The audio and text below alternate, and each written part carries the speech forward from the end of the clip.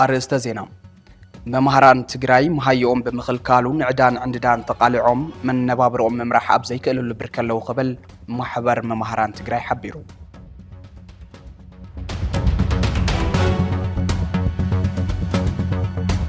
أب تجراي أب كربا أوان النجدة دزخيد زلو جفان أسجداد عسكرنان بعصر تتاتش حد زغط صقرو من أسين حد جاس الدتن سقايني كال علو قبل ودبا عرنا تجراي قليتو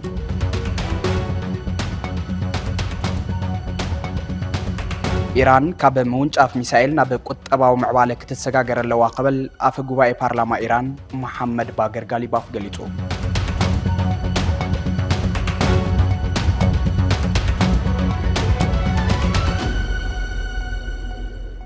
سلام تعني هبلي كوراتن كورانن ازي اغلغلوت فنو تግራይ TBS تلفزيون كاب TBS ورقاوي كل شاب بز ساعتنا باخو من نبلو زينا براقه انه ساعته حليو ناباخو مبال جمير له نلومي سنه 10 كلتشن 18 عام تمردما ابز تفلالي عودታት زدهبو حدشت ፍጻመታት حزنا لكم قريبنا لنا انا ناتنايل فلقه زيناتات زعلت بمرحب بكم كتصنحي سناي مكتتال فلما ملقت اغلغلوت فنو تግራይ تخطاتيلنا ملس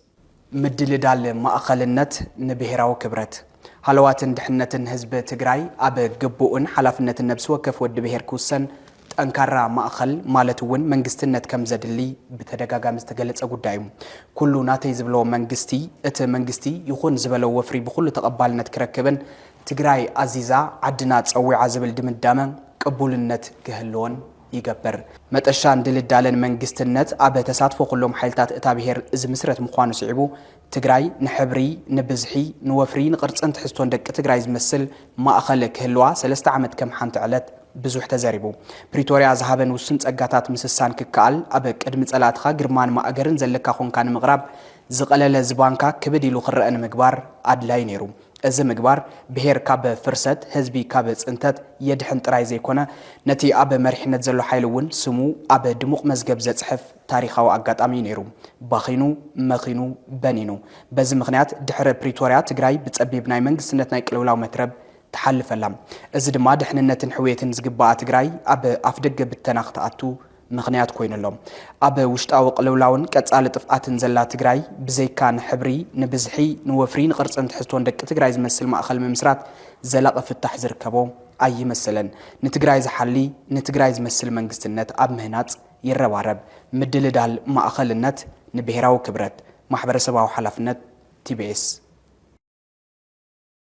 ممهران تግራይ مهيئهم بمخلكالو نعدان عنددان تقالعهم من نوابرهم نممراح اب زي يخلو لبركلو قبل محبر ممهران تግራይ ገሊጾም እቲ محبر ነዚ ዝበለ اب ህሉ ኩነታት መምሃራን መልኪቱ اب ዘውጾን ናብ ትካል ናብ ዝላኾን መግለጽ እዩ ጸገም መምሃራን ንክቅረፍ መንግስቲ ትግራይን መንግስቲ ፌደራልን ሓላፍነቶም ክዋጹ እቲ محبر ጸዊዑ ሙሉእ መግለጺ محبر መምሃራን ትግራይ ከም ዝስዕብ ክቐርብ እዩ እዋናዊ መግለጺ محبر መምሃራን ትግራይ كما زفلت زلنا الوان وعلخان محدار مسحخان مدرار وصيخان مملاس فتانينا بزخونو لبركز بزح ناي مكران صبابان ولا كوان تخونه كاب صقمنا كنوص سلام سفينو حبرتسبنا ناب غودنا لمعاتن ايكونومياو معبالن كسغاغر زخل استمهار حيل سبنت لون تماهيرو تفطراو فلفل ايكونومي عدنا تكنولوجي بمطقامنا بربحا كوعل زغبر استمهار منسي انتهلو طرح يبل مغلصي محبر ممهران تግራይ نزي مهور حيل سب زفر دما ممهر مخانو زفلت حق يبل مغلصي محبر ممهران تግራይ ممهر كم شمع برهان فلتتنا هبن وعلنا مخاب تحتي موت زلو ጸገማት ሁሉ ተጻዊሩ ንህዝቡ እንዳገልገለ ይርከብ ይብለት መግለጺ ሁሉ ከም ዝፈልጦ ናይ 16 ወርሒ መሃያ ተኸልኺሉ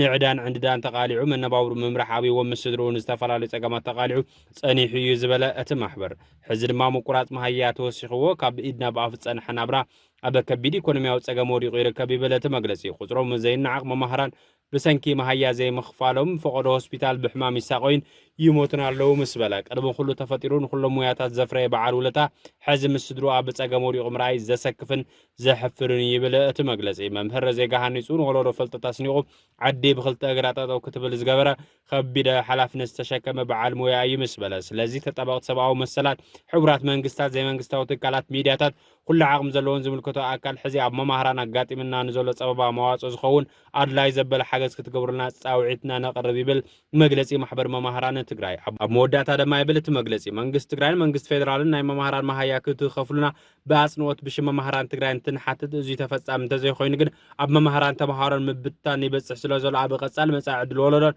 ውድቀት ዓድን ስለ ዘሳልጥ ነጸገም ጠመተ ክግበረሉ ደጋጊምና ጻውዒትና ክነቅርብ ንፍቆት ይብል መግለጺ ማሕበር መማሃራን ትግራይ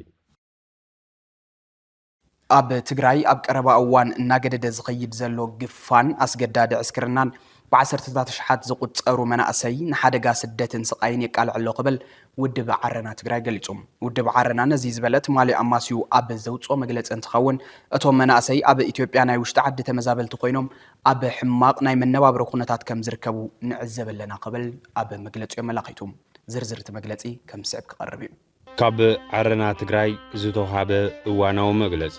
እዚ ብምኽንያት ልፍንቲ ጽምዶ ኣብ ትሕቲ ኢድ ሻዕብያ ዝወደቐ ዓሌታዊ ጉጅለ ሕወሓት ኣብ ልዕልቲ ብናይ ባዕሉ ጉጅለ ኣውሕቶ ናብ ፕሬዝዳንትነት ግዚያዊ ምሕዳር ዝመጸ ጀነራል ታደሰ ወረደ ውዝፍ ዝተመረጸ መንግስቲ ናብ ቦቱ ንምምላስ ብዝብል ምኽንያት መፈንቅለ መንግስቲ ብምፍጻም ውዕሊ ፕሪቶሪያ ብዕሊ ኣፍሪሱ ይብል መግለጺ ውድብ ዓረና ትግራይ ምስለኔ ሻዕብያ ዝኾነ ዓሌታዊ ጉጅለ ነቲ ልእኽቶ ሻዕብያን ዕድመ ጉጅለኣዊ ስልጣን ንምንዋሕን ረብሓ ሻዕብያ ንምትግባር ይሕግዘኒ ዝበሎ ደርጋዊ ፋሽስታዊ ሕጊ ኣውፅየለ ይብል መግለጺ ውድብ ዓረና ትግራይ እዚ ኣዋጅ ግብረ ራዕዲ ዝኾነ ዜጋ ትእዛዝ ዝዓሌታዊ ጉጅለ ዘየኽብር እንተኾይኑ ሰብኣውን ዲሞክራሲያዊ መሰላት ብምጥሓስ ይቕጻዕ ይእሰር ይቕተል ዝብል ናይ ጥፋትን ራዕድን ሕጊ ኮይኑ ወፅየሎ ይብል ኣብቲ መግለጺ ነዚ መኸተ ክብል ዝጸውዖ ምእንተ መናዊ ዕድመ ጉጅላዊ ስልጣን ይሳወር ዘሎ ኩናት ዝተቃወመ ትግራዋይ ኣብ ዝኣተወ ኣትየ ክቐጽዑ እየ ዝብል ህንዱዱን ምኩሑን ኣዋጅ ግብረ ራዕዲ ብምውፃእ ህዝብና ሰጥለበጥ ኢሉ ክግዛእ ዘገድድ ኩቱር ባህሪ ዝሓዘ ኣዋጅ ይብል እቲ መግለጺ እዚ ኣዋጅ ቅድሚ ምውፅኡ ብተግባር ብሓይሊ ኣገዲድኻ ወይ ድማ ገፊፍኻ ንምዕጣቕ ኣብ ሽረ ኣክሱም ተንቤን ወጀራት ወዘተ ጻዕሪ ተገይሩ ይብል መግለጺ ውድብ ዓረና ትግራይ ይኹን እምበር መላእ ህዝብና ክበሃል ብዝኽእል ብኣግባብ ንኩናትን ኣገዲድኻ ብምዕጣቕን በህዝባዊ እምቢታ ዝግለጽ ዓብይ ተቃውሞ ኣጋጢምዎ ይብል እቲ መግለጺ እምቢ ዝበሉ መናእሰይ ብጥይት ተቐቲሎም ተወቂዖም ተኣሲሮም ወለዲ ብግፍዒ ተኣሲሮም እዮም قدم ازي فاشتاو اواج بسفح تفصم ارمناو تግባር እምቢታ ህዝብን መናእሰይን ክሰብር ስለዘይ ኻለ ازي فاشتاو اواج ኮጽ ተገይርዩ እዚ አዋጅ ህዝባው ቅቡልነት ሰዓነ ወንዝፍ ዝተመረጠ መንግስት ብምባል መፈንቅለ መንግስት ዝገበረ ጉጅለ ዘቃልዕ ተግባር ይብል መግለጺ ውድብ ዓረና ትግራይ አገዲድኻ ገፊፍኻ ንምዕጣቕ ዝግበር ምንቅስቃስ ተቃውሞ መናእሰይ ብቀትርን በሰላምና ተገፈፉን ኣብ ማእኸላት መሰልጠኒ ኣብያተ ማእሰርትና ተወሰዱ ይርከቡ ይብል እቲ መግለጺ ጓል 76 ዓመት ወይዘሮ ኣኸዛ ሕልፉውን ሓሳብን ብናጻ ናይ ምግላጽ መሰለን ስለስተጠቀማ ጥራሕ በቲ ጉጅለ ብግፍዒ ተኣሲረን ኣለዋ ይብል መግለጺ ውድብ ዓረና ትግራይ እዚ ማእሰርትን ዓፈናን እቲ መላእ ህዝብና ብናእሰይናን ጀሚሩዎም ዘሎ ህዝባው እምቢታና ብኻልእ ብርክክብ ዝብል ህዝባው ቃልሲ ከዕብዮ ዝግበር እምበር ንድሕሪ ዝምልስን ዘንበር ክና ይኾነን ይብል መግለጺ ውድብ ዓረና ትግራይ ግፋን አስገዳድ ዕስክርናን ስዕቡ ብ10 ኣሽሓት ዝቁጽር መናእሰይ እናተሰደዱ ናብ ዓዲ ዓረብ ሊብያን ካልኦትን ወዘተ ብበዝሒ እናወሓዙ ንሓደጋ እናተቃልዑን ይርከቡ ይብል ውድብ ዓረና ትግራይ ከመናእሰይ ኣብ ኢትዮጵያ ናይ ውሽጢ ዓዲ ተመዛበልቲ IDPs ኮይኖም ኣብ ሕማቅ ናይ መነባብሮ ኩነታት ከም ዝርከቡ ንዕዘብ ኣለና ይብል መግለጺ ውድብ ዓረና ትግራይ በዚ መሰረት ዓረና ዞም ጽዑ መፍትሒታት ጻውዒታትን ይቅርብ ይብል ኣብ መግለጺኡ ልማዓት ጉጅለ ኮይነን መናእሰይ ብዘይ ድሌቶም ንምግዳል ብምጥቋምን ኣብ ምግዳድ ተዋፊረን ስለዘለዋ ዓበይቲ ዓዲ ናይ ቀረባ ኣባላት ስድራ መራሕቲ ሃይማኖት ብምርኻብ ክመኽራን ካብ ተግባረን ቁጠባ ምርዳ እቲ ተግባር ገበን ኩናት ምዃን ተረድየን ደው ከብላ ምግባር የድሊ ይብል ኣብቲ መግለጺ ሓይልታት ጸጥታን ኣባላት TDFን እንተኺሎም ኣብ ክንዲ ፍረ ኣድሪት ትኾን ህዝባዊ ዕላማ ኣብ ዘይብሉ ኩናት ንኸይሳተፉ ባዕሎም ምግላን ተዋሓደ ነዚ ዓሌታዊ ጉጅለ ሕወሓት ዓስኪረ ህይወተይ ኣካለይ ፍልጠተይ ገንዘበይ ንከንቱ ከባኽን ኣይደልን ዝብል መናእሰይን ውላድን ኣገዲድኻ ካብ ምዕጣቕ ንዋዕል ዶ ከብል ንጽውዕ ይብል ኣብ መግለጺኡ ኣብ ተንቤን ዓቢ ዓዲ ፍሉይ ቦታ ዳባ ጊባ ዝተባሃለ ብባህላዊ መንገዲ ወርቂ ዝወጸሉ ወርቂ ኣብ ምውጻእ ተዋፊሮም ኣብ ልዕሊ ዝነብሩ መናእሰይ ኣብ ጉድጓድ እናሃሎ ብኤክስፓተር ደፊንኻ ብጀምላ ቀቢርኻ ህይወቶም መጥፋእ ብጥይት ተኩስኻ መቕታል ወዘተ ዝተፈጸመ ገበን በገለልተኛ ኣካል ተጻሪዩ ናብ ሕጊ ክቐርበሉ ዝኽእሉ ባይታ ምምችቻው ተጠባቕቲ ሰብኣዊ መሰል ሚድያን ኣብቲ ቦታ ብኣካል ተረኺቦም ከጻሪዩ ንጽውዕ ይብል መግለጺ ውድብ ዓረና ትግራይ ከምኡውን ኣብ ተንቤን ኣብ ሽረ ኣክሱም ወጀራት ወዘተ ምስ ኣገዲድኻ ግፋስ ተተሓዙ مرشنتاتن قتلتاتن كتصارن ناب حقي كقربن كجبر نصوع يبل مجلسي ودب عرنا تجراي منسي اتي تقبرو زلخا صار عليتا وجل انبيتا ازينا نانا ادنا بتحيز خاي زلخا كتقصلن سلتن بالحنت وسخو نتي قالس خمل حزبنا كحوسو عبي حزباو انبيتان كولع نس سرعت كنا علين قالس خا كتحيل نصوع يبل اب مجلسو نفدرال منغستون زملكتكم عالم لخا جبر سناي تكالات امباستات نزي بمعالتو بعسرت اشحاد زغزر كاب تجراي سدر زولو منسي غزاو معقوبي طابياتات تطايشو مسرتاو دليتاتكم مالو لزخل بايتا كمچاچن ابزا هاجر غزاو عدل سراح كدالولن ناب سدتن زيد تاساسر صقماتن كيودق اگداس صار كغبر نصوع يبل مغلصي ودب عرنا تግራይ አዲስ አበባን ካሉት ክልላትን ኢትዮጵያ ዝነብር ትግራዋይ ደማ አቦ ጎድኒ መንሰይን ህዝብን ተሰልፎ ነዛዓይታው ጉጅለ ዝቋም ቃልሲ ኩልዕም ሰላማዊ ሰልፊ ካልኦት አግባባት ቃልስን ከሳተፍ ንጽውዕ ይብል ኣብቲ መግለጺ ኣብ መላ ዓለም ትነብር ትግራዋይ ዲያስፖራ ትግራይ ካብ ዛዓይታው ጉጅለ ሓራ እንወጸሉ ዋን ሕዝ ስለዝኾነ ዓቢ ህዝባዊ ቃልሲ ክትውልዕ ጻውዒትና ነቅርብ ይብል መግለጺ ውድብ ዓረና ትግራይ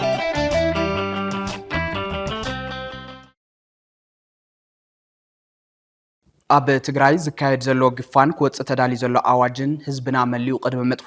ይኾኖ ክበሃል ዘለዎ ይኽብል ውድብ ትንሳኤ ሰብዓ እንደርታ ኣብ ዘውፅኦ መግለጺ ሓቢሩ እቲ ውድብ ነዚ ዝበለ ኣብ ዘውፅኦ ዋናው መግለጺ እንትኸውን ኣብ ትግራይ ክካየድ ዝውጠን ዘሎ ኩናት ናይ ውክልና ኩናት ብምዃኑ ኩሉ ትግራዋይ ወጊድ ክብል ኣለዎ ክብል እቲ ውድብ ገሊጹ ሙሉእ መግለጺ ውድብ ሰብዓ እንደርታ እንሆ ካብ ትንሳኤ ሰብዓ እንደርታ ፓርቲ ዝተውሃበ መግለጺ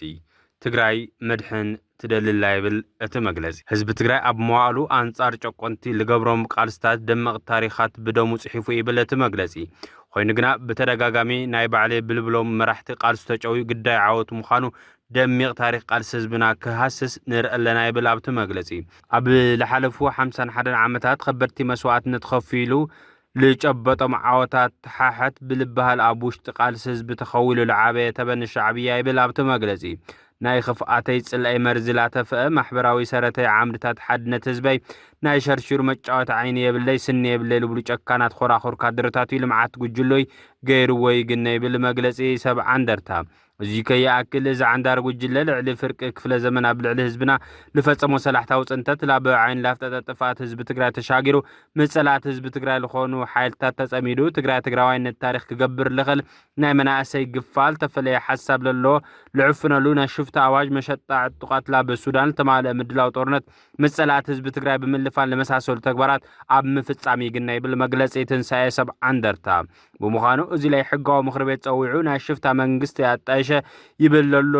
እኹ ሻዕብያ ህዝብ ትግራይ መሊዩ ከይጠፍል ተዋደደል ተናበበይ ኩሉ ዓይነት ቃልስ ብምግባር ካብ ትግራይ ክጽረጊ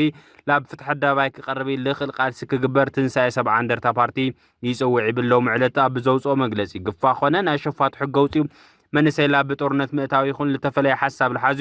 ህዝቦም ለሓጎዚ ኣብ 2013 ዓመተ ምህረት ለነበረ ግዝያዊ ምምሕዳር ተሳተፉ ተጋሩ በተመሳሳሊ አዋጅ ካብ 15 ዓመት ከሻ ብሞት ለበጽሕ ቅጽዓት ፈጽሞም ተሎ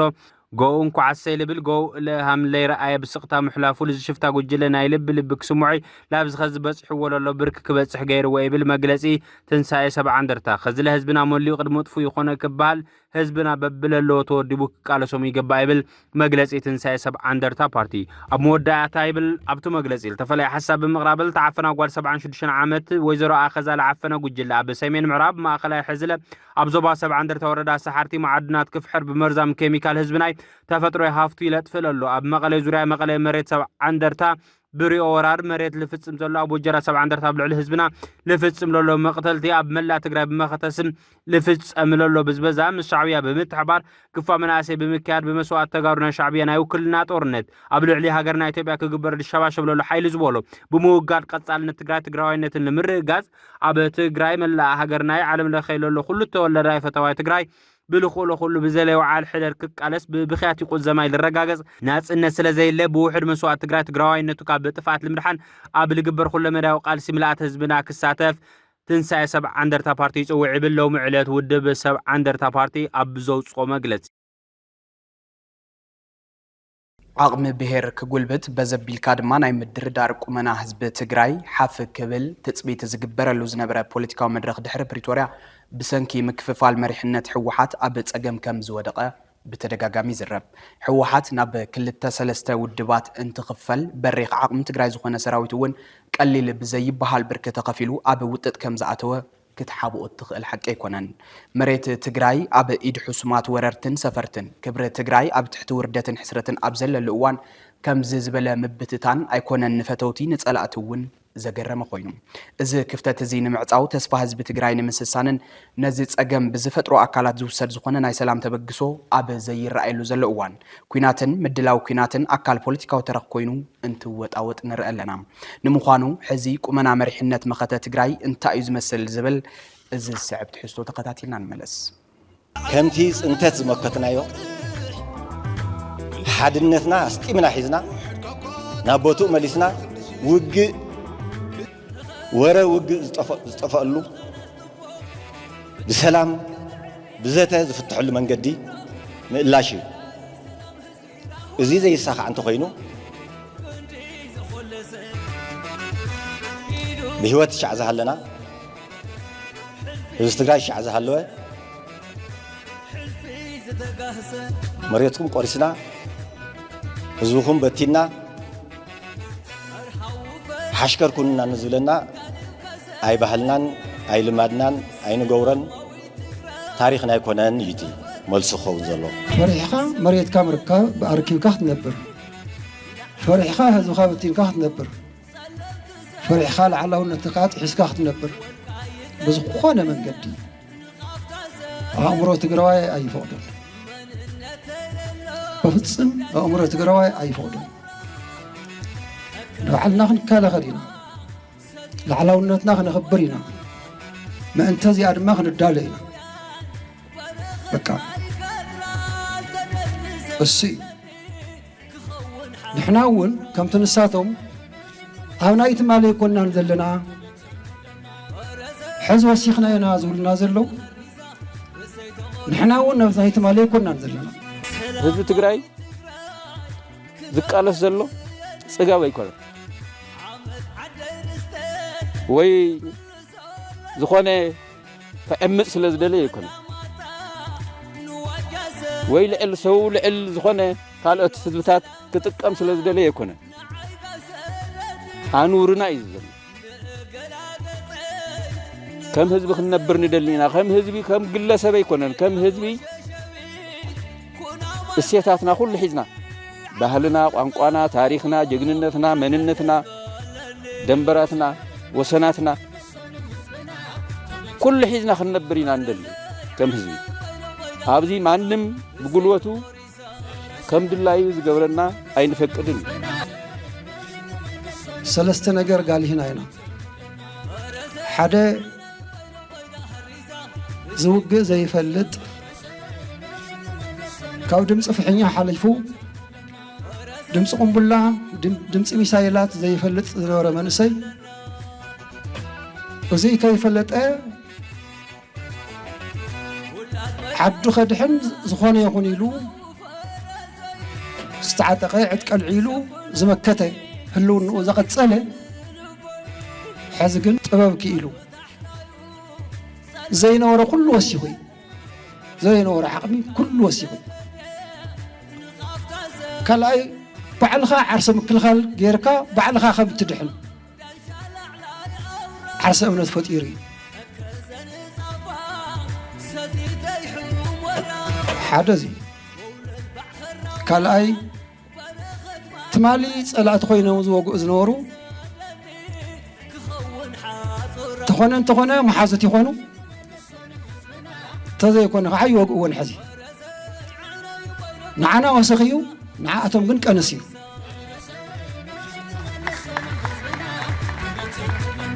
زون أبناء تمالي كنا نزلنا أبناء تمالي زي اللوز قنص والسوق تجراين هزب تجراين زي نتألم مهنا أنا وسينا زي نتألم مهنا خاخنا الرجاج سينا زيا إبزا مدرخ زيا حنت خزارة بازل كنت تجبرو إنا هزب تجراي أبونا هم زلنا نفلتينا نايسراوي تمارا حبب برجو بس قداي زيو بتعامل قلصينا ملا سراويتنا خاتمايتيو بس حجز الله بس احنا زلنا درجه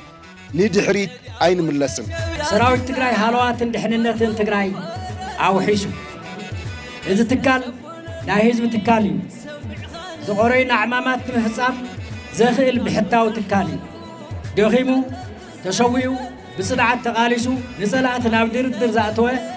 عالم زدممه حايلي هز تقراي عستوعل حتتاتكا بسلاماو منقد المملاس إجام سراويتكا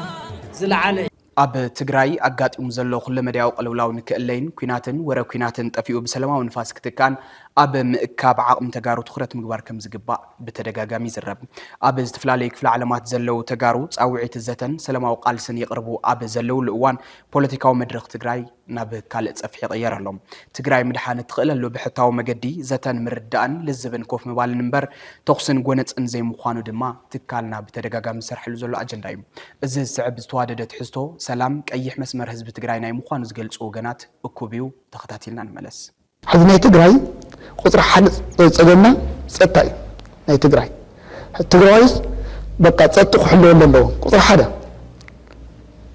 ሕዚ ፀጥታ ክሕልወሉ እንትኾኑ ናይ ፀጥታ ሓይሊ ኢኻ ተጠናኽር ናይ ፀጥታ ሓይሊ ምጥንኻር ከዓ በተለይ TDF ብጥዋንስ እውን ብጣዕሚ 100% ን100 ህዝቢ ትግራይ ሕዚ እውን ህዝቢ ትግራይ ቀሊል ዘይበሃል ኣብ ማለት በቃ ብጣዕሚ ብዙሕ ኣብ TDF እምነት ዘለዎ ህዝቢ ትግራይ እኒሆ ሕዚ እዚ ንክንጠናኸር ዘለና እዚ ንምጥንኻር ግን ናይ ኩሉ ክንገብር ኣለና በቃ TDFስ ናይ ኩሉ ክኾን ኣለዎ በቃ ናይ ህዝቢ ትግራይ ክኾን ኣለዎ ንሱ እውን ናይ ህዝቢ ትግራይ ኢሉ ክሓስብ ብተጋሩ ክገብር ኣለዎ ማለት እዩ ህዝቢ ትግራይ እውን መፅኢትን መድሃኒትን ፀጥታ እያ ሓይልታት ትግራይ ኢሉ ክኣምን ክእል ኣለዎ ኣብዚ ኩልና ክንሕግዝ ኣለና እቲ ዝሕገዝ እውን ቁሩብ ኮይኑ ክኾን ኣለዎ ማለት እዩ ኣነ ካብ ቀደም ጀሚረ እውን 5 ዓድታት እየን ብዚ ካብዘን 38 ዓድታት ግዜያዊ ምሕዳር መስሪተን ዝሓለፋ 5 ዓዲ ፀጥታ ጥራይ እናመርሐን እየን ሰጊረን ህዝቢ ትግራይ ክወፀሉ ዝኽእል ምጥፍፋ ኣይኮነን ህዝቢ ትግራይ ከዋፀ ዝኽእል ይህልምሂን ሰላም ፍቅሪ ሓድነት ጥንካረ ከምታ ብሓደ ኮይኑ ታሪክ ዝሰርሓ ሕዚ እውን ታሪክ ክስራሕ ኣለዎ ናይ ምጥፍፋ ናይ ምንቁቃር ክህሉ የብሉን ሓንቲ ዓባይ ክሕልፋ ዝደላ ኣነ ሕዚ እውን ናይ መድረኽ ፍርሓት ዘይኮና ናይ መድረኽ ኣብ መድረኽ ንእለዮ ከምቲ ዝፀንሐ ወለድኻ ክዛረቡን ከለውሲ ቃልሲ ንተቃላሳይ መዓሪ እዩ ንዘይተቃላሳይ ከዓ ዕረ እዩ ይብሉ ቶም ጀጋኑ ወለድኻ መስዋዕት ዝሓለፉ እዚ ግን ነድሕኖ ምርድዳ ይሃሉ ምብቕቃል ይሃሉ በቀል ይጥፋእ ምብቕቃል ክህሉ የብሉ ናብ ትግራይ ምክንያቱ ኣብ ሕድሕድ ገዛ ዘይኳሕኮሐ ገዛ የለን መን እዩ ንመን ክውቀሎ መን እዩ ንመን ከብሎ ሕዚ እውን እታ መዋፃፅእና ትኾን ዕርቂ ፍትሒ ሰላም ምርድዳእ ንሱ እዩ ናብ ሓደ መድረኽ ከቕርቦ ዝኽእል ፋብሪካ መሰቦ ሲሚንቶ ፍርያት ንምጅማር ምድላዋቱ ከም ዝወገነ ፍሊጡ እቲ ፋብሪካ ነዚ ዝበለ ኣብ ዕላው ገጾ ብዘርጉሕ ሓበሬታ እንትኸውን ብሰንኪ ሕፅረት እታወት ሕመት እምኒ ንኣዋርሕ ፍርያቱ ተኣጓጉሉ ከም ዝጸንሕም ሓቢሩ ፋብሪካ ሲሚንቶ መሰቦ ዘጋጠሞ ፀገማት ብግዝያውነት ፈቲሑ ብቀረባ እዋን ስሩዕ ፍርያቱ ንምጅማር ዘኽእሎ ምድላዋት ከም ዝወገነ ኣብ ዕላው ማሕበራዊ ገጹ ኣፍሊጡሎም እዚ ከምዚ ኢሉ እንከሎ ብምኽንያት ምውሳኽ ዋጋ እታወታት ምህርቲ ኣብ መሸጢ ምህርትታት እቲ ፋብሪካ ድማ ወሰኽ ዋጋ ከም ዝገበረ ገሊጹ ሲሚንቶ ዓዲጎም ሲሚንቶ ዘይፀዓኑ ዓማዊሉ በቲ ዝተገበረ ናይ ዋጋ ወሰኽ ምስትኽኻል መሰረት ክፍሊት ወጊኖም ክጸንሑ ከም ዝግባእ ዘዘኻኸረ እቲ ፋብሪካ ዝርዝር ወሰኽ ዋጋ ዝምልከት ኣብ ዕላው ማሕበራዊ ገጽ እቲ ፋብሪካ ከም ዝጥቃዕ ኣፍሊጡሎም ካብ ዜና ወፃኢ መራሕቲ 7 ዓበይቲ ቁጠባታት ዓለም ግዛኣታዊ ሓድነት ዩክሬን ንምሕላው ብሓደ ደው ኢሎም ከም ዘለው ኣብ ዘውፅዎ መግለፂ ሓቢሮም እቶም መራሕቲ ሃገራት ጉጅለ 7 ማለት እውን G7 ንዩክሬን ዘለዎም ደገፍ ደጊሞም ምርግጋጾም ኣብ ምህዳእ ዓመታት ዝቁፀረ ጎነፂ ራሽያን ዩክሬን ናይ ባዕሉ ግደ ከም ዝህልዎ ይዝረበሎም እቶም መራሕቲ ቁጠባ ኩናት ሩስያ ዝያዳ ንምድኻም ፀቕጢ ክገብሩ ከም ዝተሰማምዑን ኣብ ልዕሊ ተዓዲ ብፍላይ ድማ ኣብ ነዳድን ጋዝን እገዳ ዝያዳ ክሕይሉን ምዃኖም ኣብቲ ዝሃብዎ መግለፂ ኣመላኺቶም ኣብ ፈረንሳይ ከተማ ኤቪያን ጉባኤኦም ዘካይዱ ዘለው እዞም መራሕቲ ኣብ ቀረባ እዋን ኣብ መንጎ ኣሜሪካን ኢራንን ዝተገብረ ስምምዕ ብሓጎስ ከም ዝተቐበልዎ ዝገለጹ እንትኾን ብተወሳኺ እቲ ስምምዕነት ተግባራዊ ንምግባር ዘድሊ ሓገዛት ንምሃብ ድልዋት ምዃኖም ሓቢሮም እቶም መራሕቲ ኣብ መጻብ ሆርሙዝ ዘለዎም ጽግዕተኛነት ንምንካይን ዕቁር ነዳዲኦም ንምዕባይን ኣበርቲዖም ከም ዝሰርሕውን ኣፍሊጦም ኣብቲ ኣብ ፈረንሳይ ዝካየድ ዘሎ ዋዕላ መሻርክቲ ኪየቭ ኣብ ዩክሬን ዝካየድ ዘሎ ግጭት ዲፕሎማስያዊ ፍታሕ ክወሃቦም ጸቕጢ ይገብሩ ከም ዘለው ተገሊጹ ቀዳማይ ሚኒስተር ብሪጣንያ ኪር ስታርመር ፋይናንሳዊ ጸጋታት ሩስያ ንምቁራጽ ዝያዳ እገዳታት ክገብርን ንዩክሬን ንመመንጨው ሓይሊ ኒኩለር ዝኸውን ዝተሃብተመ ዩራኒየም ሓዊሱ ኣማይት ሚልዮናት ፓውንድ ዝግመት ሓገዝ ጸዓት ክህባን ቃልኣት እዩ ነቲ ዋዕላ ዘእንግድ ዘለዎ ፕሬዚደንት ፈረንሳይ ኢማኑኤል ማክሮን ምስ ፕሬዚደንት ዶናልድ ትራምፕ ንምዝራብ ይሸባሸብ ከም ዘሎ ገሊጹ ማክሮን ኣሜሪካን ዩክሬን እትገብሮ ደገፍ ክትቀጽልን ሩስያ ናብ ማዕድ ድርድር ክትመጽእ ጸቕጢ ክትውስኽን ከም ዝደሊ ሮይተርስ ሓቢሩ ኢራን ካብ ምውንጫፍ ሚሳኤል ናብ ቁጠባዊ ምዕባለ ክትሰጋገር ኣለዋ ክብል ኣፈ ጉባኤ ፓርላማ ኢራን محمد باقر غاليباف ገሊጹ እስላማዊት ሪፐብሊክ ኢራን ድሕርቲ ኣብ ቀረባ ዝተፈረመ ስምምዕ ሰላም ካብ ግጭት ናብ ቁጠባዊ ምዕባለ ክትሰግር ንኣፈ ጉባኤ ሓዊሱ በብዙሓት ምክረ ሓሳብ እንትቀርበላ ይድመጸሎም ጋሊባፍ ምስ ባይቶ ንግዲ ኢራን ምስ ቻይና ኣብ ዝተኣሳሰሩ ቁጠባዊ ፖሊሲታት ተመልኪቱ ኣብ ቀረባ ኣብ ዘካየድዎ ኣኼባ ህዝብና ካብ ቁጠባዊ ጸቕጢ ሓራ ክንውፅን ነታ ሃገር ክንሃንጽን ኣለና ክብል ገሊጹ ንልኡኽ ቴህራን ኣብ ድርድር ምስ ኣሜሪካ ዝመርሐ ጋሊባፍ ቻይና ንኢራን ፍሊት ንግዳዊት መሻርክቲ ምዃና ብምግላጽ ቤጂንግ ቴህራን በሙሉእ ትርጉሙ ሓቀኛ መሻርክቲ ምዃና ክትኣምን ከም ዘለዋ ኣስሚሩሉ እቲ ኣፈኛ ወሲኹ ዝኾነ ይኹን ምሕዝነት ምስ ሃገራት ኣብ ወሽመጥ ፋርስ ብርግጽ ኣብ ቻይናን እስላማዊት ሪፐብሊክ ኢራንን ዘማእኸለ ክኸውን ምዃኑ ገሊጹ መደረ እቲ ኣፈ ጉባኤ ኢራን ካብቲ ንዓመታት ዝጸንሐ ኣብ ወታደራዊ ምትእስሳር ዘተኮረ ካይዳ ዞባዊ ቁጠባዊ ርከበን ዲፕሎማስያዊ ሽርክነትን ትርሕቐላ ዝብል ሓሳባት የለዓዕል ኣሎ መራሕቲ ናብ ኩናት እንተኣቱ ህይወት ደቂ ሰባት ይጠፍእ ወገናት ይመዛበሉ ህፃናት ካብ ማዕድ ትምህርቲ ይርሕቁ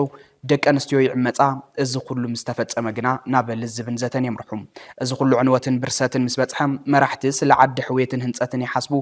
እዚ ዝኸፍአ ውድቀት ስትራቴጂክ መሪሕነት ምዃኑ ዝኣመነ ህዝቢ ንመራሕቱ እምቢ ንኩናት ክብል ዘለዎ ምዃኑ ብተግባር ዘርኢ ፍጻመ ሓደ ኩናት ማእኸላይ ምብራቕ ምዃኑ ተዓዘብቲ ይገልጹ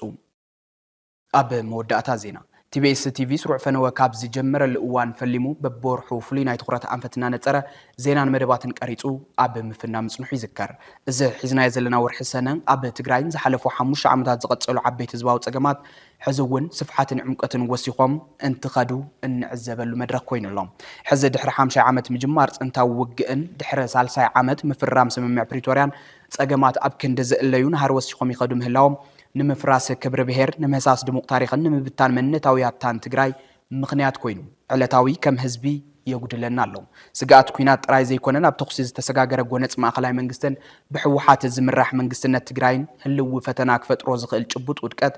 ርኡይ እናኾነ ይኸይድ ኣሎ TBS TV ከም ሓደ ሓላፍነት ዝስምዖ ሙያዊ ሚድያ እዚ ጸገም ኣብ ምእላይ ክሕግዝ ሰፋሕቲ ስራሕቲ እናዓመመ ዝመጸ እንትኾን ኣብ ዝወርሒ እውን ሰናዕቲ ጉሃር ኩናት ኣብ ምእራም ዘድህበት ሕዝቶ ክፍንው እዩ ናሃር ኩናት ንምክልኻልን ባይታ ሰላም ንምስፋሕን ክምቹ ድማ ኣብ ኣድላይነት ብሄራዊ ምትእኻብ ደቂ ትግራይ ከድህብ እዩ ባህር ሊቃንን ፖለቲከኛታትን እታ መንግስትነት እትጠልብ ዘላ ትግራይ ጸገም ትግራይ ኣብ ትግራይን ብደቂ ትግራይን ኣብ ክንዲ ንምእላይ ምፍታን ሕቐተረኻት ገሊኡን ሰሜን ገሊኡን ደቡብ ተፈናጭሉ ናሃር ፖለቲካና ብትኽንታት ተቃርኖታትን ረብሓ ህዝቢ ሒዞም ዝኸዱ ጎነጻትን ዝግለጽ ኮይኑ እቲ ዝኸፍአ መሪር ጽልዋ ህዝቢ ክምዕጎ ይግበር ኣሎ ኣብዚ ከምዚ ዝበለ ምፍንጫል ምትኻን ምድፍፋ ጸገም ምሕደራን ካብ ውልቀ ሰብ ክሳብ ትካላት ዝረአ ዘሎ ሰፊሕ ናይ ፍርሰትን ብኽነትን ሓደጋ ድምር ውጽኢቱ ምብዳል ረብሓ ህዝብን ምጉዳል ክብሪ ብሄርን ኮይኑ ብምቕጻሉ ትግራይ ብዘይ ሰብ ትተርፍ ዘላ ክሳብ እትመስል ኣብ ሓደጋ ኣላ እዚ ሓደጋዚ መጠን ሓደገኛነቱ ኣብ ምግላጽ ዓቕሚ ደቂ ትግራይ ክውደብን ጉልበት ዘለዎ ቁመና ኮይኑ ኣብ ምውፃን በዘቢልካ ድማ ተጻባእቲ ሓይልታት ብሰላማዊ መገዲ ጸገም ህዝቦም ክፈትሑ ኣብ ምግባር ትኹረት ክንገብር ኢና እዚ ፍሉይ ኣገዳሲ ኣጀንዳ እዚ ንሎም እንሆ ቀጻሊ ሰላም ክመጽእ ስርውን ቅድሚ ወቅቲ ናይ 17 ዓመት ጦርነት ናይ ኢትዮ ኤርትራ ጦርነት ኸዝውን ናይ 2013 ወራር ጦርነት ከይመጽእ ታይ ክግበር ልግቦ ላፍት ነበርናዮ ስሩዕ መንገዲ ሃሚገርና ናኣቱ ተንዓንቶ ዘልካ እዛ ማከበሊ ዘለ ሰባት ኩሉ ግዜ ብተፈጥሮኦም ናይ ኣውሬ ባህሪ ናይ ሓይሊ ባህሪ ልሓዙ ሰባት ኣለዉ ብተፈጥሮኦም ድማ ናይ ሰብ ባህሪ ልሓዙ ኣለዉ እቶም ናይ ሰብ ባህሪ ልሓዙ ሃምቲ ኸድንብሎ ዘለ ብሰላማዊ ብህጋዊ መንገዲ بديمقراطية من قدي كقالوا سلدلي أنت تفترة أوري اللي هون أتحساس واحد تفترة سوي دم بحيلي بقولت بتقرنتي خدي الدل سلازي تبحيلي بتقرنت من أوري من قدك خدي يدل لا حيلي هناك إنا نقول قبل هناك أخذك كأخذكاس أي خدي كل جزء نعيش كل جزء أي نموتي نهاية قرنت جدنة يولي بفتسم سمقتها نبرة مودام جدنة يخون جدنة ما نايرم عادي كلام جمر زعد دي أكو شاو زوجتي أول ما أنا قاعد أبدي خلنا تقعد لا تيز بخس سائد لي مجمر هذا الدليل كو خذ قرنت يخون تيز بخس الدليل يكون جراك تيز بخس الدليل سلام كل دليل سلام كل دليل لمعات كل دليل ديمقراطية سرعة الدليل أما قلنا سرعة كور قول يدلي ديمقراطية سرعة كفصفنا اللي دلي لمعات كابد خنت كلا كنا قفيل دلي نهاز دليل زين جنها امتحان توزر لك حيالات سو قلوت أنا أوري بحر حزول سوات قد لابد لين دليل من قد يقنحوهم له لابد لين دليل من قد سلازي هزبنا نقح امبيل تقرنت امبيل خنات بل